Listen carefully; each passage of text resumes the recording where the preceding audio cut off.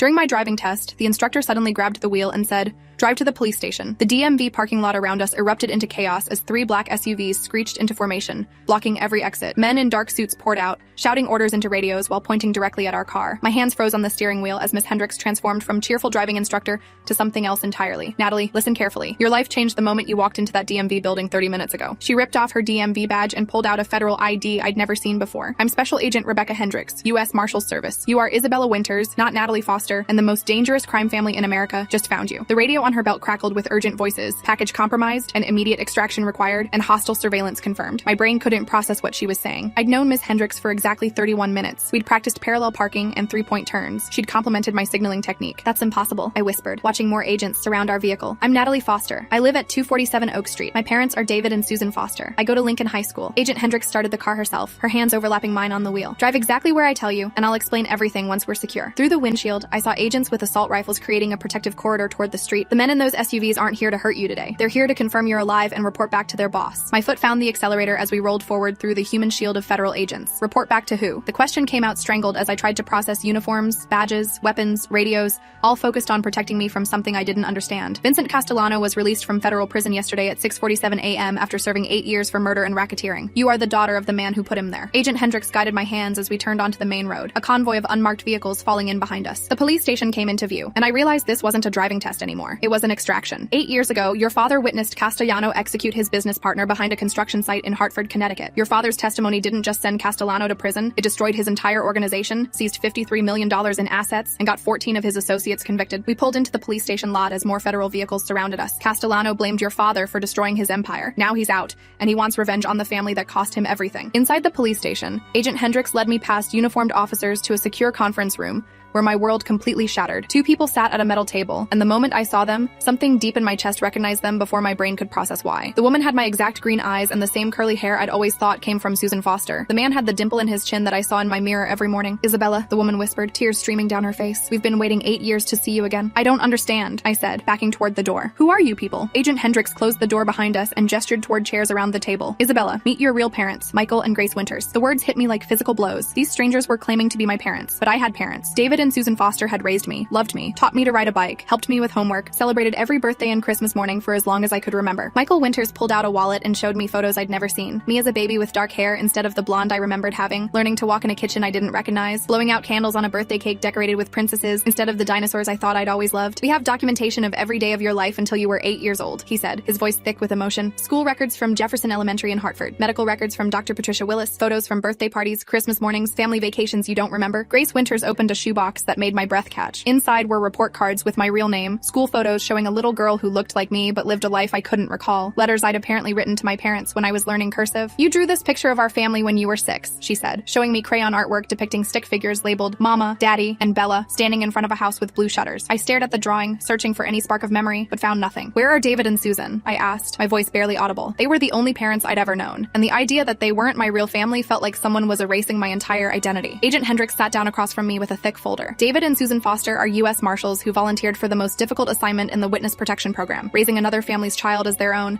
knowing they'd eventually have to give that child back." She opened the folder to reveal official documents, contracts, psychological evaluations, all related to my placement with the Foster family. "They love you genuinely," Grace Winters said, reaching across the table but stopping short of touching my hand. "We asked them to love you the way we would have if we could have stayed with you. Every bedtime story they read, every scraped knee they bandaged, every parent-teacher conference they attended, they were acting as our surrogates." She pulled out a letter, handwritten and worn from being folded and unfolded countless times. "This is what we wrote the night we had to give you up. We wanted them to understand how precious you were to us." As I read their words about loving me from a distance and trusting strangers to keep me safe, Agent Hendricks explained the logistics of what had happened. "Your real parents were relocated to Oregon under the names Paul and Margaret Thompson. They've been working in a lumber mill and a diner for 8 years, receiving monthly reports about your progress but never allowed to make contact." She showed me surveillance photos, Michael and Grace at their jobs in their small apartment, always looking older and sadder than the people sitting across from me now. "We celebrated every birthday from a distance," Grace said, tears flowing freely. "Every year on September 23rd, we'd have a little cake and talk about what you might be doing, what you might wish for, how much you'd grown." She showed me photos from their sparse apartment in Oregon, a small table with a birthday cake and 2 candles, one for each year they'd missed. "David and Susan would send us pictures and videos sometimes. Your first violin recital, the science fair where you won 3rd place, the day you got braces. Michael leaned forward, his hands shaking as he spoke. We've been living our parenthood secondhand for 8 years, experiencing your childhood through reports and photographs while working factory jobs and pretending to be people we're not. He showed me more photos. Christmas mornings in their tiny apartment where they'd wrap presents for a daughter who wasn't there, graduation ceremonies they watched from afar,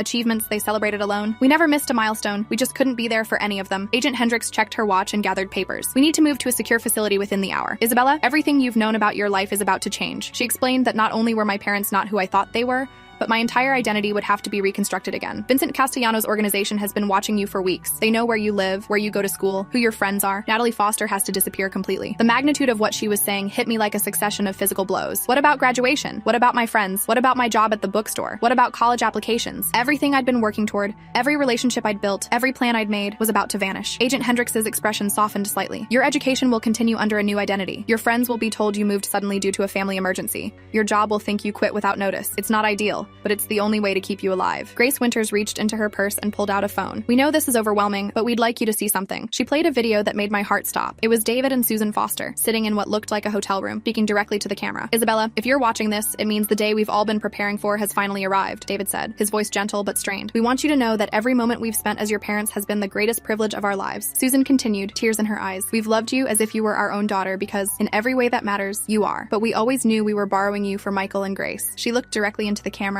as if she could see me through the screen. Your real parents have sacrificed everything to keep you safe. They've spent 8 years trusting us to love you the way they would have, and we hope we've done them proud. The video showed them in their empty house, packing boxes, preparing to disappear just as I was about to be reunited with my biological family. They recorded this 6 months ago when we first received intelligence that Castellano might be released early, Agent Hendricks explained. They wanted you to understand that leaving you again wasn't their choice. The video continued with David and Susan sharing memories from my childhood, favorite moments they'd treasured, lessons they'd tried to teach me, dreams they had for my future. We hope you remember the good times we had together, and we hope you can forgive us for the lies we had to tell to keep you safe. Michael and Grace showed me more documentation from my early childhood. Report cards from Jefferson Elementary showing a little girl named Isabella who excelled in reading and mathematics, medical records detailing routine checkups and vaccinations, photos from school plays and field trips that existed in a life I couldn't remember. The psychological team that worked with you when you were 8 was incredibly skilled, Grace explained. They didn't erase your memories completely. They layered new ones over the old ones, creating a false foundation for your new identity. But some of your core personality traits were too strong to alter, Michael added. Your love of music, your curiosity about astronomy, your kindness toward others, your determination to succeed in school. Those aspects of Isabella Winters were allowed to continue in Natalie Foster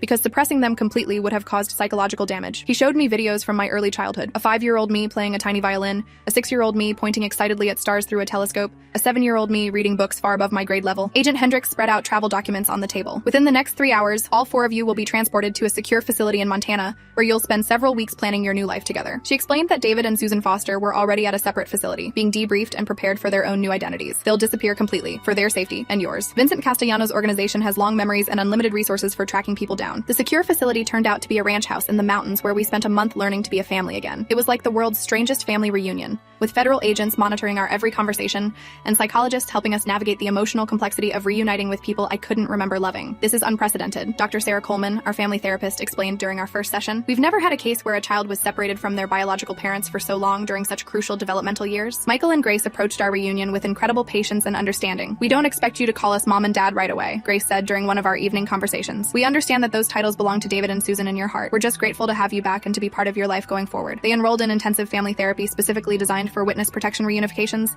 learning how to connect with a teenager they'd last known as an 8-year-old child. The hardest part was processing the fact that every meaningful relationship in my life had been built on a foundation of lies. My best friend Lily, who I'd shared everything with since 6th grade, my violin teacher Mr. Petrov, who'd helped me develop my musical skills, my guidance counselor Mrs. Walsh, who'd been helping me plan for college, none of them knew who I really was. The people who love you love the real you, Grace kept reminding me. Your personality, your humor, your talents, your dreams, those things weren't manufactured. Those are genuinely Isabella Winters. Agent Hendricks visited daily during our stay, briefing us on Castellanos' activities and the ongoing threat assessment. We've intercepted communications suggesting his organization is actively hunting for you. The order comes directly from Castellano himself. He's 73 years old and in declining health, but his desire for revenge hasn't diminished. She showed us surveillance photos of known associates conducting what appeared to be systematic searches through databases, social media, and public records. They're looking for any trace of the Winters family. During our second week at the facility, I started having vivid dreams about places I'd never been but somehow recognized. A house with blue shutters and a tire swing, a kitchen with yellow walls where someone made pancakes shaped like animals, a bedroom with glow-in-the-dark stars on the ceiling. Those might be genuine genuine memories starting to surface, Dr. Coleman explained. Sometimes the psychological barriers weaken when people feel safe enough to remember. Michael and Grace showed me photos that matched my dreams exactly, confirming that my subconscious was beginning to recover pieces of my original life. 3 weeks into our stay, Agent Hendricks received intelligence that changed everything. Vincent Castellano suffered a massive stroke 2 days ago and is currently in a medically induced coma, she announced during our morning briefing. His doctors aren't optimistic about his recovery. However, she cautioned that his organization was still operational under his nephew's leadership. The threat level has decreased significantly, but we're maintaining full protection protocols until we're certain the danger has passed. By our 4th week at the facility, we'd developed something resembling a family dynamic. Michael helped me with mathematics homework from my correspondence courses,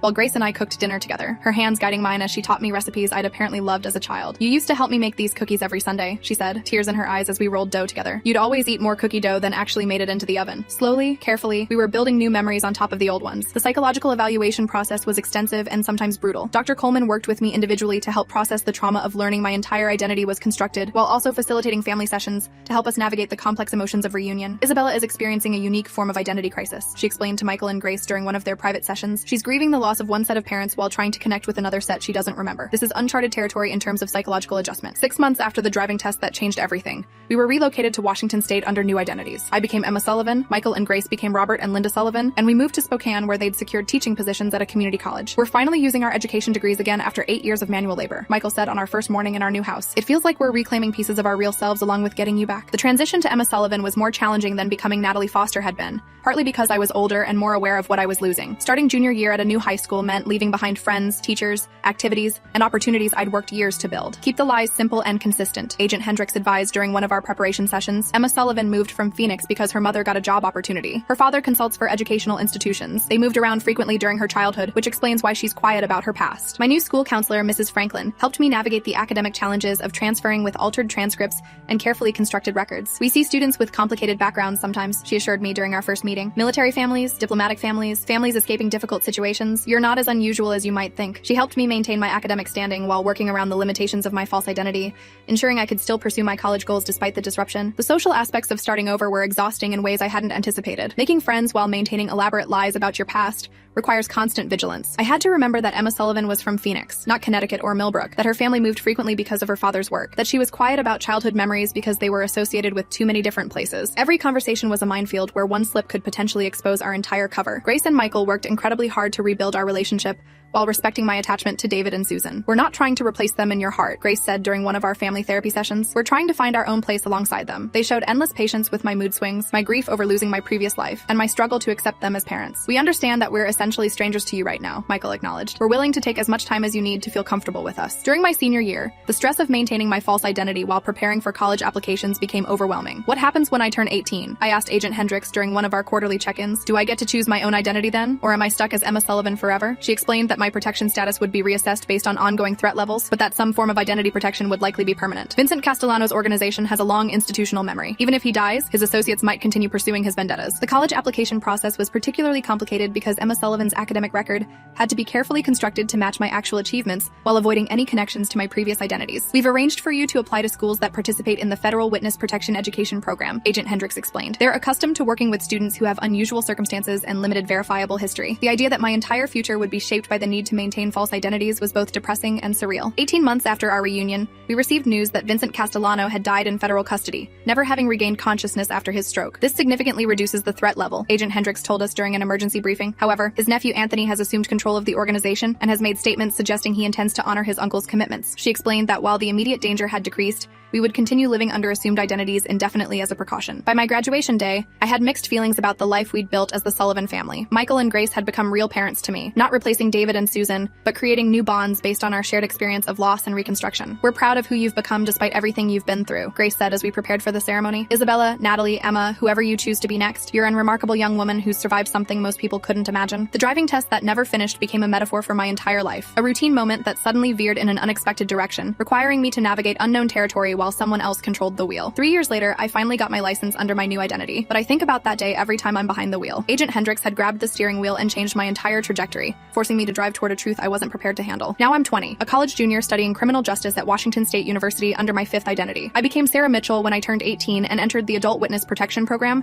complete with new documentation and another carefully constructed background. My professors have no idea that their student has firsthand experience with organized crime, federal protection services, and identity reconstruction. When we study cases involving witness protection and family family relocations, I have to bite my tongue to avoid sharing insights that would raise uncomfortable questions. I've learned to love people while knowing I might have to leave them, to build friendships while protecting dangerous secrets, and to find stability in a life designed around impermanence. The most challenging part is dating, trying to build intimate relationships while keeping massive secrets about my past. My boyfriend Tyler thinks my family moved around frequently because of my father's consulting work, that I'm quiet about childhood memories because we never stayed anywhere long enough to form lasting attachments. It's not entirely false, but it's not entirely true either. Michael and Grace, now Robert and Linda Sullivan, have found their way back to teaching and seem genuinely happy for the first time since I've known them. We lost 8 years with you, but we gained a daughter who's stronger and more resilient than we ever could have imagined, Michael told me during our last family dinner before I left for college. Isabella, Natalie, Emma, Sarah, whoever you become next, you'll always be our daughter, and we'll always be proud of the woman you're becoming. The driving test that changed everything taught me that identity is both more fragile and more resilient than most people realize. Names, addresses, family histories, even memories can be altered or replaced,